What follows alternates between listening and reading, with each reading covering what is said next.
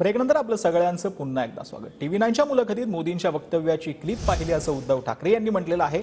एकीकडे मोदी बाळासाहेबांचे पुत्र म्हणाले आणि दुसरीकडे नकली संतान म्हणतात असं उद्धव ठाकरे यांनी म्हटलंय। ते मला नकली सेना म्हणतील तर मी त्यांना बेअकली म्हणणारच असं उद्धव ठाकरे यांनी म्हटलेलं आहे।